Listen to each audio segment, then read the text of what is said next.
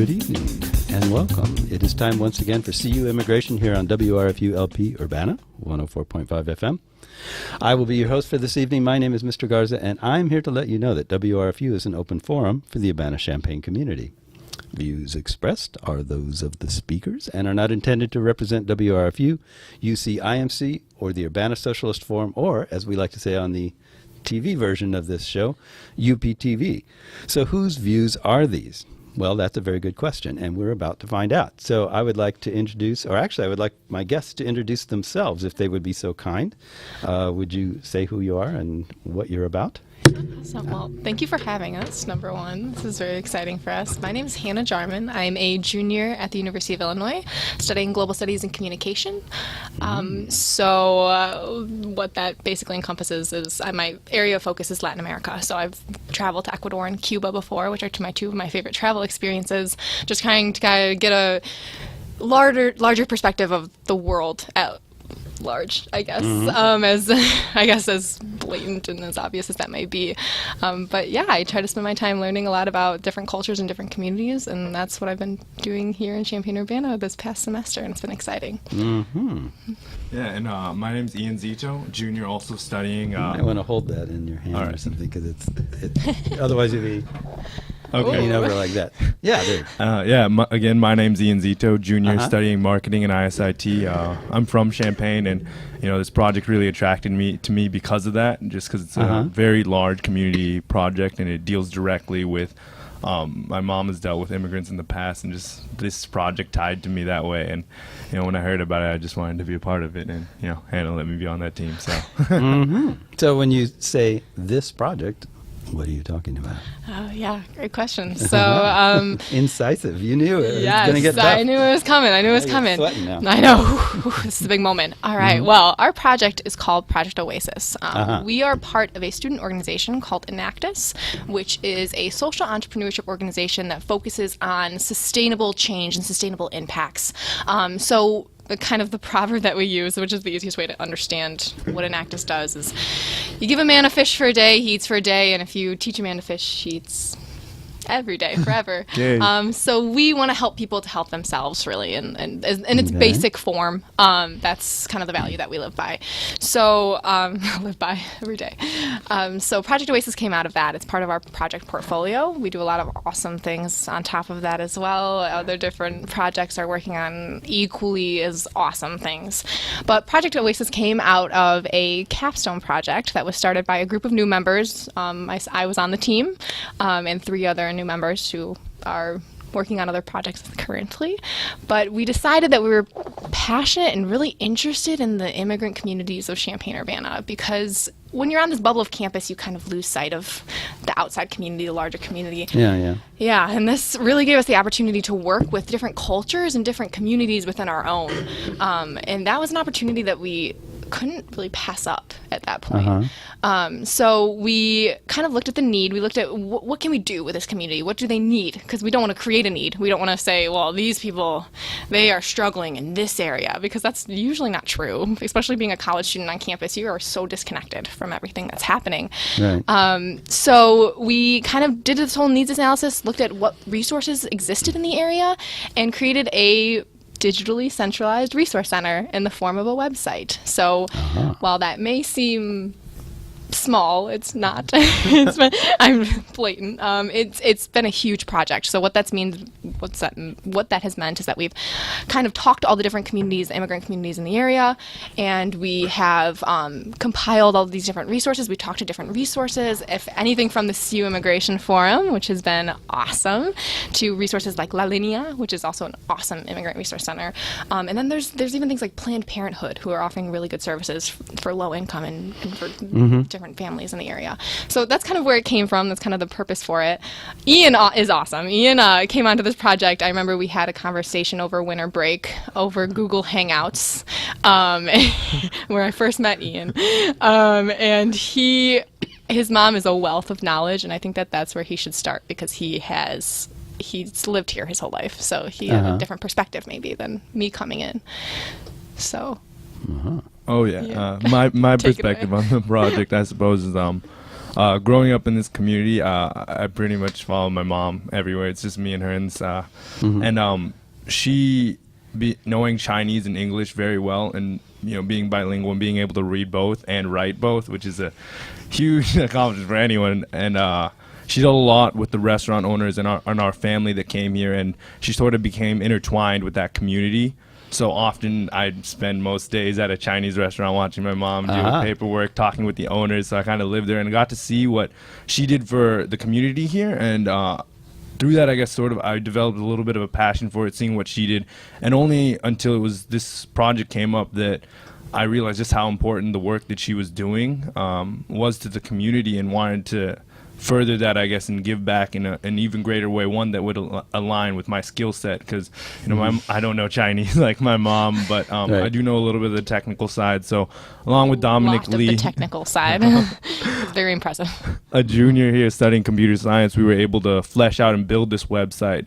Yeah, it's actually live right now, projectoasis.com, and we were able to finish and push it out there. And yeah, that's really where it came from. Growing up here, I've been able to see not only families, but students, friends come here from different countries, Guatemala, Mexico, China, you name it, come through these high school systems. And, even though they may not be struggling, the families maybe, or they may need some sort of help, not necessarily struggling, but not knowing where to go, not knowing even like where to shop to find the food of their ethnicity or region, and having that out there and available to them, I think, is very empowering. Yeah. Well, that's one thing that I think that a lot of people, most people I would say, do not realize is how inaccessible what are ordinarily considered very accessible things are to people who don't come from the place that you're in. But I didn't say that very well, but it's like things that you might grow up with. Well, you say you grew up here. I grew up here too. Stuff that we're just totally familiar with. Just like, oh yeah, well, you need to know that. Oh, you go over here. Yeah. You want to figure that out. You go over here. It's just you almost know it second nature. It's not like something you carry around on the front of your head. It's not like you even remember learning it. You just kind of like absorbed it as you were growing up. And so you kind of know where things are and where to look and how to find things, how to maneuver. Yeah. You come here from somewhere else, you know none of that at all. And it may seem really obvious. There's a big sign that says library. Right. Inside there are books. Aha. But it may not be obvious at all if you drive by the library. If you don't know the word library, it's just a big building with a bunch of cars. It could be an office, could be anything. You don't know that stuff. So it's amazing how simple things are just completely invisible to you until somebody tells you, or until you figure out how to do it. So it's very interesting that you grew up knowing, through your mother, seeing her operate with people like that, because you got to see that firsthand, and that's a lot of people don't get to see that. So that's kind of interesting. Just even on that note, a simple thing like getting your driver's license. I mean, my mom walked me all the way through that process, but it's I don't know if you didn't know the language or you didn't have a parent who went through that process themselves. Even in the state of Illinois, it can be very particular on how to get your driver's license and everything. And if you aren't guided through that process, it could be a little confusing, to be quite honest, especially when our DMV wasn't here for the past year and recently reopened. It's like, you go to Muhammad, you go to Mattoon, you wouldn't know that. So. Oh, yeah.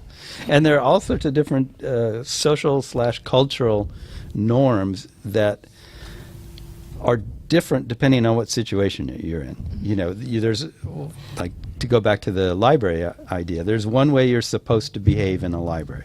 There's another way you're supposed to behave in a grocery store. Yeah. There's another way you're supposed to behave in an office building or whatever, on and on and on. And those are things like from your home country, you may know all those things, but you come to a new place, you don't know them at all. So it's not just like there's one kind of you got to learn the American way of doing things. It's not like that at all. No. There are any number of American ways of doing things that are different from town to town, from different parts of the town to other parts.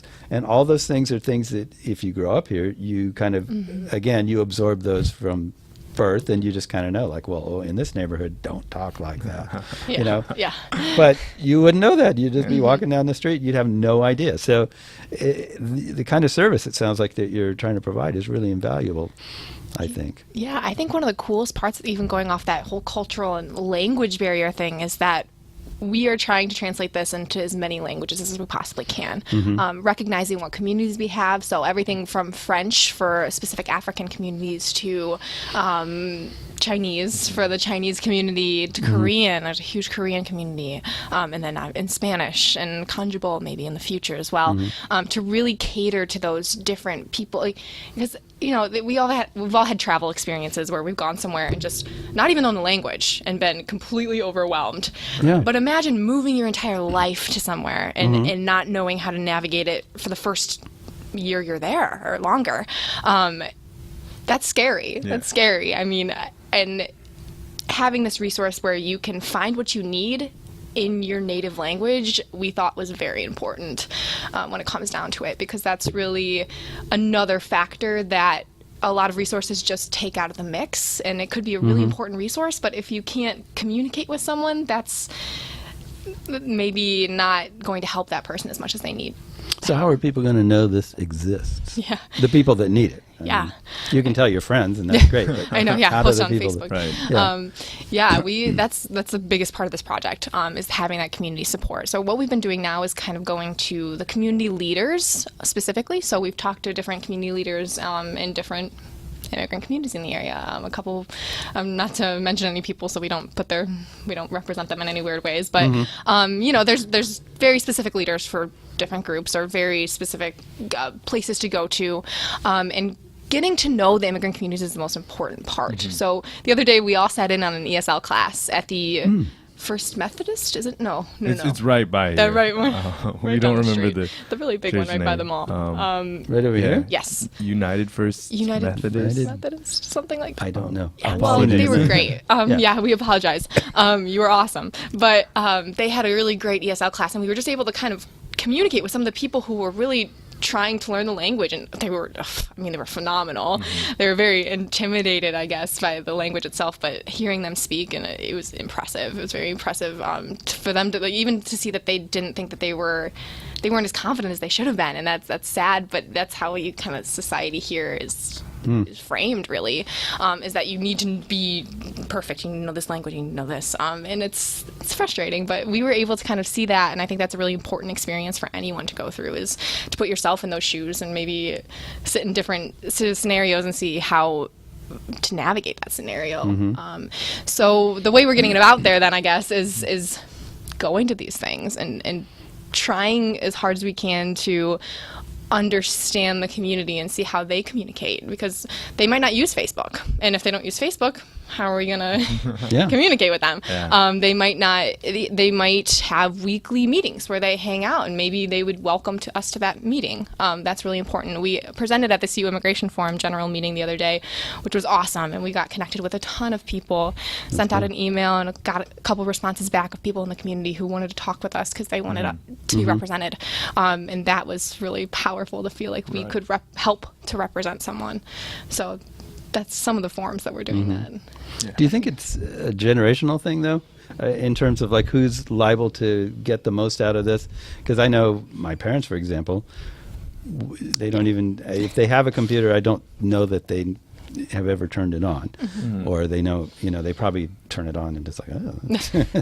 But they would never ever discover anything online, and they would never even know exactly how to look for something. So how do you reach those people, or do you? Is this just strictly an internet thing? And Certainly. I mean, that's something we've discussed. I guess like our group in mind at first was families, so if kids discover it, it might be on their mobile phones, and something we've thought about in the website is implementing an option where you're able to print out a version, right? That's very print friendly. So it's not going to be this weird looking site with like multiple pages, and you staple it and you're scrolling through it and it looks really weird. But something when you print it, it shows you the resource, the name, location, phone number, and contact and everything, and you can the kids can print it out, give it to their parents, because even my mom prints out articles for me and brings them in. And, Ian, you should look at this. I'm like, we have email right now. You could have just sent me that. But yeah, it's certainly something we thought about, right? Because we're not just targeting people our age or tech savvy people. We want obviously everyone to be able to use it in the community.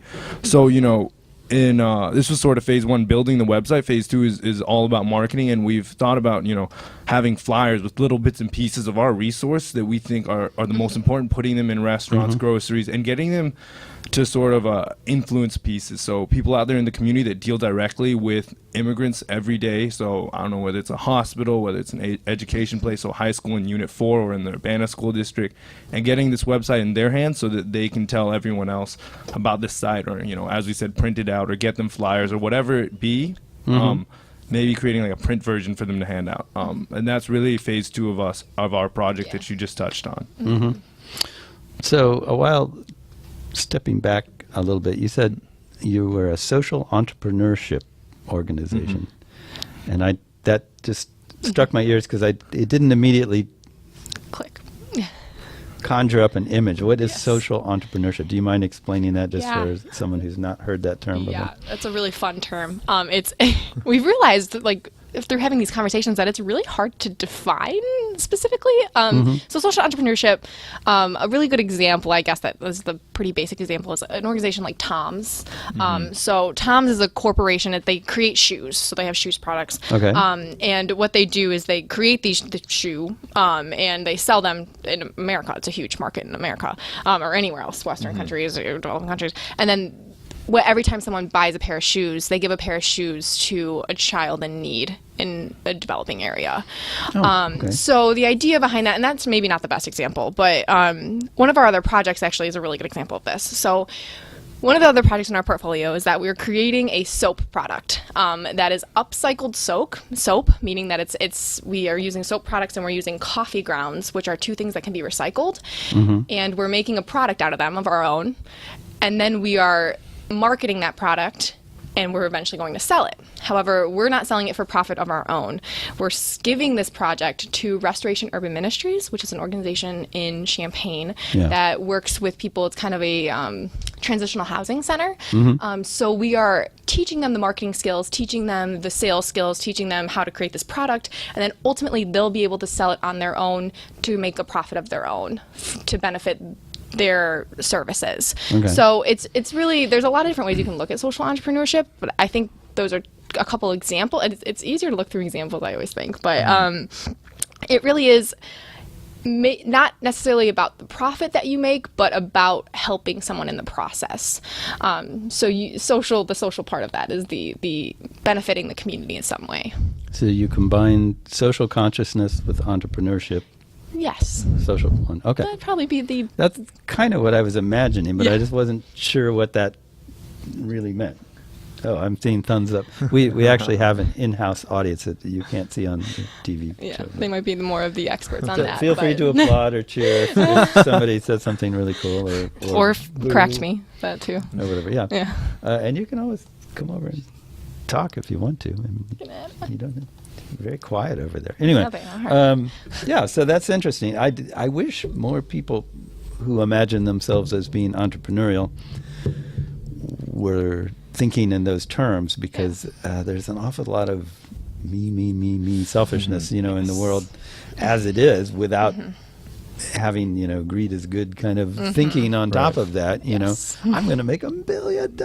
Yeah. Like, okay, but what are you going to do with that? How what's that for? An island. An island. My own island, my own jet. It's like, okay, you're just destroying the environment. And, pretty much. Okay. Yeah. So, that's pretty cool.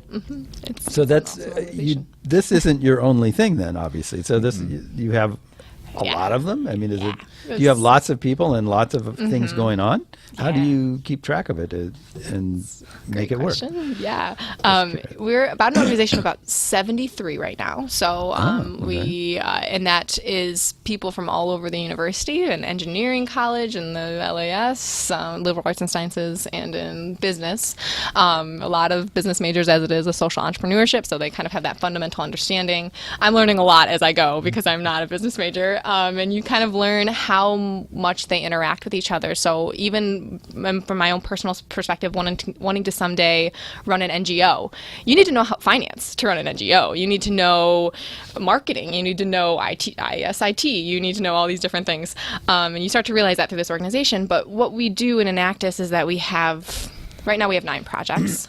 We have worked with more than that before. Some of them we have completely delinked from, which is a really big deal. But a couple of our other projects, we have, I'm trying, which one should I talk about? I want to talk about all of them. One that we just delinked from was called Networks in Nicaragua. So what we did there is that we made a partner in Nicaragua. We had a partnership in Nicaragua with an organization called International Teams. And what they did is they kind of did a needs analysis for us. So they kind of looked at the community that they were living in, which was Masatepe, Nicaragua, and said, well, we have over 50 small entrepreneurs here, and they all have their own businesses. But there's no, they don't have a political voice in the larger government, and they don't really have any way of creating this coalition of business, and they don't have any connective things that are pretty fundamental in our system of creating businesses and kind of chamber of commerce type deals. Well, what we realized is that they needed a chamber of commerce in order to kind of have those conversations and take a collective look at what the community needed, have a political representation in the larger government. So our team put together the basics of a chamber of commerce. And last semester, we had 5 Enactus students go to Masatepe and not build the building, but painted the building and kind of established it, and then had the founders meeting where they kind of marketed this idea to the entire community and had 11 business owners say, yes, we want to be a part of this. We want to represent the community and the business in the community. And now they have up to 15 members on the board, or 15 members total in the chamber, which is a really big deal. So it's really cool because now we've kind of given them the necessities and what they need to be successful in Masatepe and in Nicaragua in a bigger picture. So that was one of our international projects, which was really cool. And we just finished a project in Tanzania, and we're starting a new project in Tanzania in Africa. Those are our 2 international projects. We did a project on campus called Greeks Go Green, which was an environmental project for the Greek community on campus. We have a really big Greek community who was leaving a really big footprint, environmental footprint. So we decided we could fix that.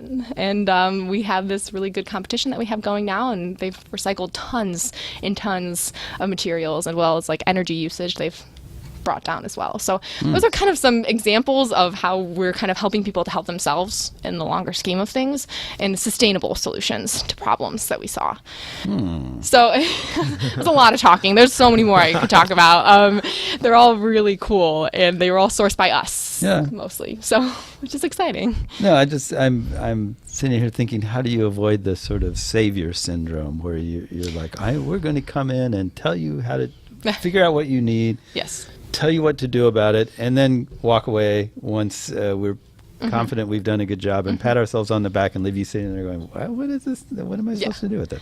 I mean, I get your fish analogy from the beginning, but even that, there's an implication that the people who don't know how to fish are ignorant. I mean, why don't they know how to fish? Maybe they know something you don't know about fishing in their area, that, you know what I'm saying? Yes. So what I'm getting at is, how are you avoiding that sense of, hey, well, we're successful, so we know what you need, kind of thing. Yeah, that's very valuable, and that's what happens, I think, a lot, especially in international projects, even looking at like NGOs, even large, governmental organizations, specifically some of the USAID that we give that does that. That's another topic, I guess. But I think what that means and how we avoid that issue is like a very comprehensive understanding of who we're working with. So we look at a community, or we look at what it is, and we make sure that we're and again, you don't want to have that savior syndrome. You don't want to have that arrogance, really, is what it comes down to.